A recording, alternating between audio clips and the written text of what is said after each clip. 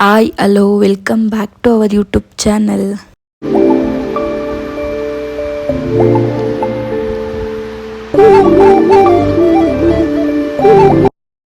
ನಾನು ಯಾವ ರೀತಿ ಪುರಿ ಉಸ್ಲಿ ಮಾಡ್ತೀನಿ ಅಂತ ನಿಮಗೂ ತೋರಿಸ್ಕೊಡ್ತೀನಿ. ವಿಡಿಯೋ ಎಲ್ಲೂ ಸ್ಕಿಪ್ ಮಾಡದೆ ಕೊನೆ ತನಕ ನೋಡಿ.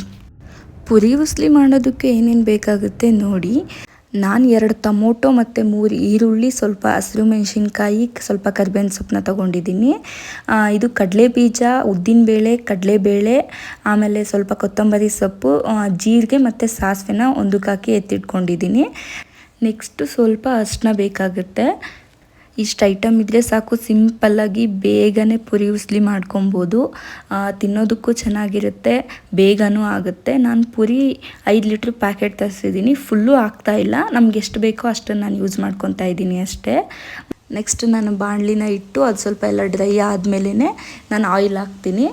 ನಮ್ಗೆ ಎಷ್ಟು ಬೇಕೋ ಅಷ್ಟು ಆಯಿಲ್ ಹಾಕೊಬೋದು. ಪುರಿ ಉಸ್ಲಿಗೆ ಸ್ವಲ್ಪ ಎಣ್ಣೆ ಕಮ್ಮಿ ಇದ್ರೇ ಚೆನ್ನಾಗಿರುತ್ತೆ. ನಾನು ಅದು ಕಡಲೆಬೀಜ, ಕಡಲೆಬೇಳೆ, ಉದ್ದಿನಬೇಳೆ ಎಲ್ಲ ಫ್ರೈ ಆಗೋ ಅಷ್ಟು ಮಾತ್ರ ನಾನು ಎಣ್ಣೆ ಹಾಕ್ಕೊತಾ ಇದ್ದೀನಿ.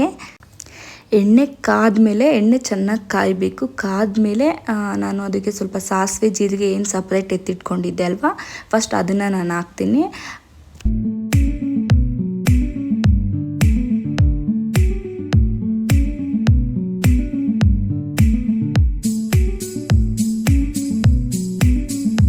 ನೆಕ್ಸ್ಟ್ ನಾನು ಕಡಲೆಬೀಜ, ಕಡಲೆಬೇಳೆ, ಉದ್ದಿನಬೇಳೆ ಎಲ್ಲ ಒಂದೇ ಸತಿ ಹಾಕ್ಕೊಂಡು ಅದು ಫುಲ್ಲು ಸ್ವಲ್ಪ ಫ್ರೈ ಆಗೋ ತನಕ ಎಣ್ಣೆನಲ್ಲೇ ಫ್ರೈ ಮಾಡ್ಕೊತೀನಿ. ಅದು ಹಸಿ ಹಸಿ ಎಲ್ಲ ಹೋಗಬೇಕು.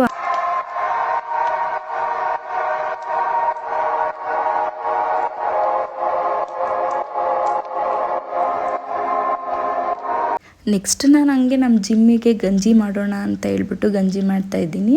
ನಾವು ಒಂದು ಟೈಮ್ ಗಂಜಿ ಮತ್ತು ಮೊಸರನ್ನ, ಹಾಲು ಅನ್ನ ಎಲ್ಲನೂ ಕೊಡ್ತೀವಿ ನಮ್ಮ ಜಿಮ್ಮಿಗೆ. ಗಂಜಿ ಕೊಟ್ಟರೆ ಸ್ವಲ್ಪ ಅದು ಆರೋಗ್ಯಕ್ಕೆ ಒಳ್ಳೆಯದು ಅಂತ ಹೇಳ್ಬಿಟ್ಟು ಗಂಜಿನೂ ಒಂದು ಟೈಮ್ ಕೊಡ್ತೀವಿ. ನೋಡಿ, ಇದು ಚೆನ್ನಾಗಿ ಫ್ರೈ ಆಗಿದೆ.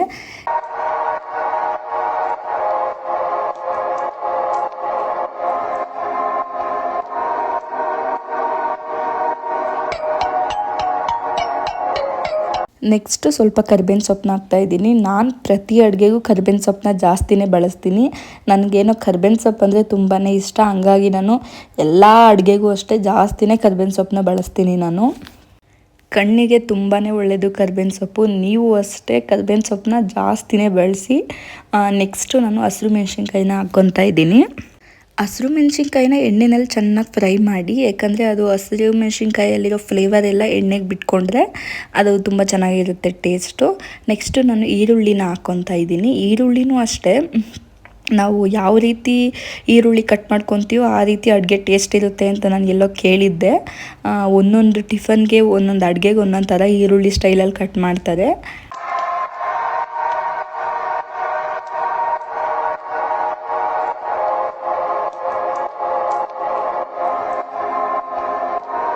ನೋಡಿ, ಈರುಳ್ಳಿ ಚೆನ್ನಾಗಿ ಫ್ರೈ ಆಗಬೇಕು. ಈರುಳ್ಳಿ ಚೆನ್ನಾಗಿ ಫ್ರೈ ಆದಮೇಲೆ ಟೊಮೊಟೊ ಹಾಕಬೇಕು, ಯಾಕಂದರೆ ಟೊಮೊಟೊ ಬೇಗನೆ ಫ್ರೈ ಆಗುತ್ತೆ.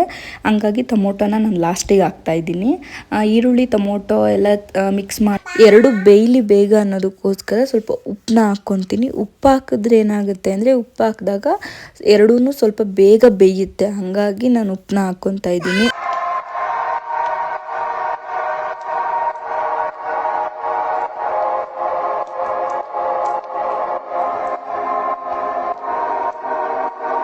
ನೆಕ್ಸ್ಟು ಸ್ವಲ್ಪ ಅರಿಶಿನ ಹಾಕ್ಕೊತಾ ಇದ್ದೀನಿ. ಅದು ಎರಡು ಬೆಂದಿದೆ.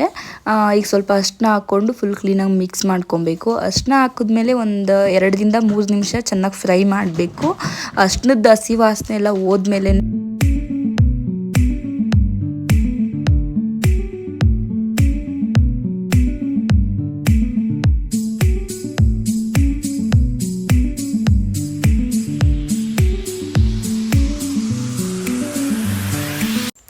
ಅದೆಲ್ಲ ಬೇಯೋ ಅಷ್ಟರಲ್ಲಿ ಜಿಮ್ಮಿಗೆ ಗಂಜಿ ಕೂಡ ರೆಡಿ ಆಗಿತ್ತು.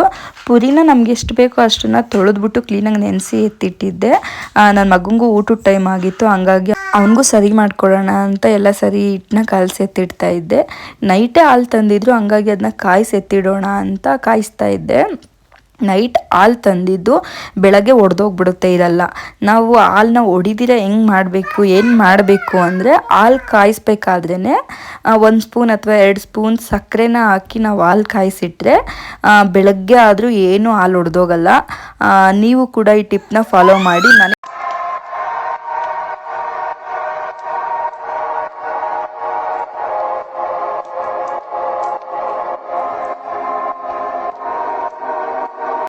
ನೆಕ್ಸ್ಟು ಪುರಿ ಏನು ನೆನೆಸಿಟ್ಟಿದ್ದೆ ಅಲ್ವಾ ಅದನ್ನೆಲ್ಲ ಹಾಕ್ಬಿಟ್ಟು ಕ್ಲೀನಾಗಿ ಮಿಕ್ಸ್ ಮಾಡಬೇಕು. ಕ್ಲೀನಾಗಿ ಮಿಕ್ಸ್ ಮಾಡಿದ್ರೆ ಪುರಿ ಉಸ್ಲಿ ರೆಡಿ. ನೋಡಿ ನನ್ನ ಮಗನಿಗೆ ನಿದ್ದೆ ಬಂದ್ಬಿಟ್ಟಿತ್ತು ಫುಲ್ಲು, ಹಂಗಾಗಿ ಅಮ್ಮ ಅಮ್ಮ ಅಂತ ಪಾಪ ನಾನು ಹಿಂದೆನೇ ನಿಂತಿದ್ದ.